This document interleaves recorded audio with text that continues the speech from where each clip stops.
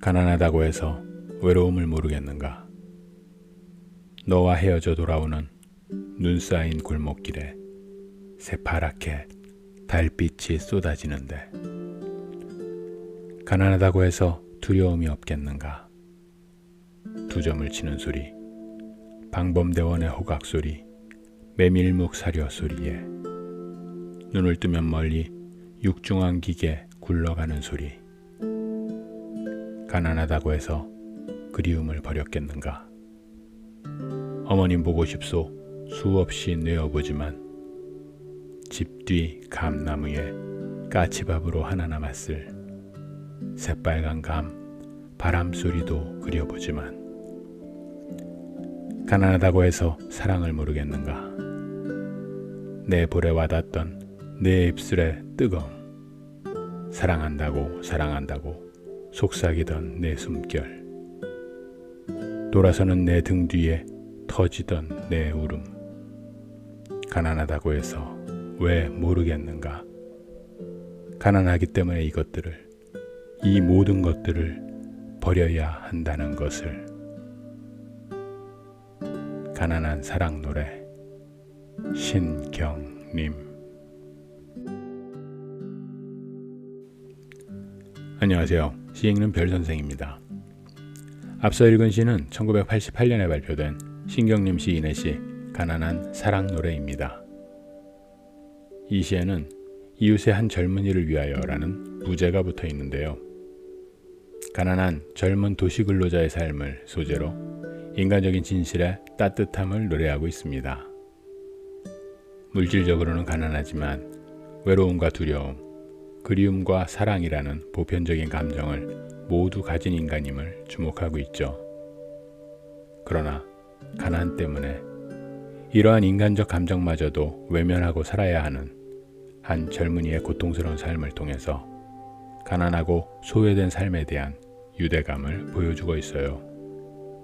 이와 같이 그의 시에는 한결같이 이 땅에 소외받은 사람들에 대한 연민과 동질의식이 담겨 있습니다. 늘 낮은 곳으로 시선을 향하고 있는 신경님 시인의 작품들을 읽어볼게요.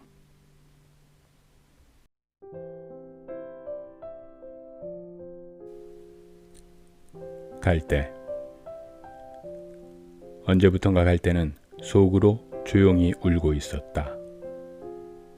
그런 어느 밤이었을 것이다.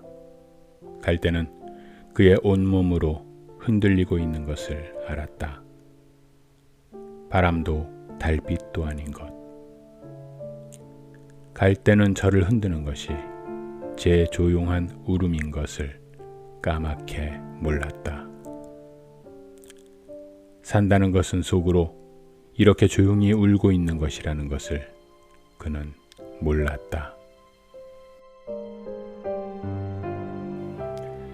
갈대는 소외당하면서 살아가는 사람들입니다. 사람들은 속으로 울음을 삼키며 온몸으로 흔들리며 살아갑니다.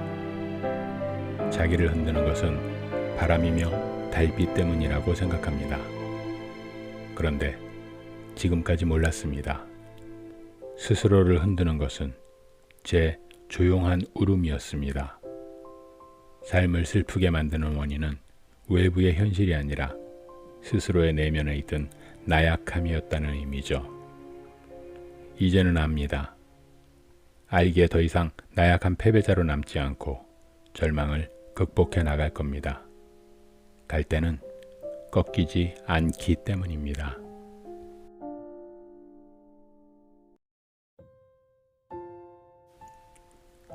낙타.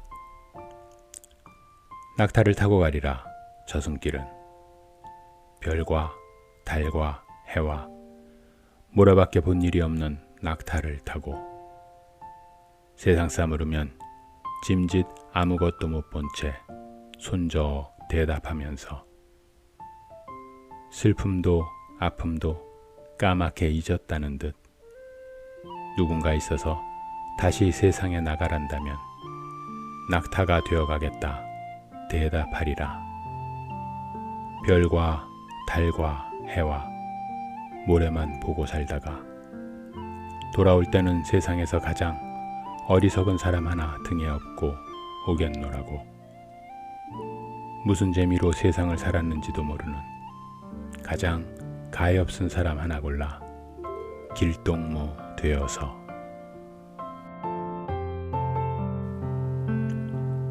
똑똑하고 잘난 사람들이 가득한 세상에서 시인은 낙타처럼 단순하고 묵묵하게 살아온 사람들에 대한 애정을 드러냅니다. 나아가 생의 마지막 길에 스스로도 낙타가 되어 낙타처럼 별, 달, 해와 모래만 보고 가엾게 살아온 이들과 길동무가 되겠다고 하죠. 시인은 낮은 곳에 있는 사람도 함께 살아가는 세상을 원합니다. 신경림 시인은 민요에 특별히 관심을 가지고 있었는데요. 오랜 시간을 기울여 민요 수집에 몰두하기도 했습니다. 목계장터라는 공간을 배경으로 떠돌이 민중들의 삶을 토속적인 언어와 민요적 가락으로 그려낸 시 목계장터입니다. 목계장터. 하늘은 날더러 구름이 되라 하고 땅은 날더러 바람이 되라 하네. 청룡 흑룡 흩어져 비개인 나루 잡초나 일깨우는 잔바람이 되라네. 백길이라 서울 사흘 목계 나루에 아흘에 나흘 찾아 밥값은 파는 가을볕도 서러운 박물장수 되라네. 산은 날더러 들꽃이 되라 하고 강은 날더러 잔돌이 되라 하네. 산설이 맵차거든 풀 속에 얼굴 묻고 물여울 모질거든 바위 뒤에 붙으라네. 민물새우 끌어넘는 토방 된마루 석삼년에 한 이래쯤 천치로 변해 짐 부리고 앉아 쉬는 떠돌이가 되라네. 하늘은 날더러 바람이 되라 하고 산은 날더러 잔돌이 되라 하네.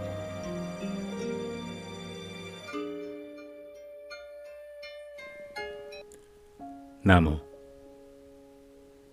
나무를 길러본 사람만이 안다. 반듯하게 잘 자란 나무는 제대로 열매를 맺지 못한다는 것을. 너무 잘나고 큰 나무는 제칠의 하느라 오히려 좋은 열매를 갖지 못한다는 것을. 한 군데쯤 부러졌거나 가지를 친 나무에 또는 못나고 볼품없이 자란 나무에 보다 실하고 단단한 열매가 맺힌다는 것을. 나무를 길러본 사람만이 안다. 우쭐대며 웃자란 나무는 이웃나무가 자라는 것을 가로막는다는 것을. 햇빛과 바람을 독차지해서 동무나무가 꽃피고 열매 맺는 것을 회방한다는 것을. 그래서 뽑거나 베어버릴 수밖에 없다는 것을. 사람이 사는 일이 어찌 꼭 이와 같을까만. 산에 대하여. 산이라 해서 다 크고 높은 것은 아니다. 다 험하고 가파른 것은 아니다. 어떤 산은 크고 높은 산 아래 시시덕거리고 웃으며 나지막 기업들여 있고, 또 어떤 산은 험하고 가파른 산자락에서 슬그머니 빠져 동네까지 내려와 부러운 듯 사람 사는 꼴을 구경하고 섰다. 그리고는 높은 산을 오르는 사람들에게 순하디순한 길이 되어주기도 하고, 남의 눈을 꺼리는 젊은 쌍에게 짐짓 따뜻한 사랑의 수물자리가 되어주기도 한다. 그래서 낮은 산은 내 이웃이던 갓난이네 안방 왕골자리처럼 때에 절고 그 누더기 이불처럼 지린내가 배지만, 눈개비나무, 찰피나무며 모싯대 개 쑥에 덮여 곤줄박이 개개비, 휘파람새 노랫소리를 듣는 기쁨은 낮은 산만이 안다. 사람들이 서로 미워서 잡아 죽일 듯 이빨을 갈고 손톱을 세우다가도 칡넝쿨처럼 머루넝쿨처럼 감기고 어우러지는 사람 사는 재미는 낮은 산만이 안다. 사람이 다 크고 잘난 것만이 아니듯 다 외치며 우뚝 서 있는 것이 아니듯 산이라 해서 모두 크고 높은 것은 아니다. 모두 흰 구름을 겨드랑이에 끼고 어깨로 바람 맞받아치며 사는 것은 아니다.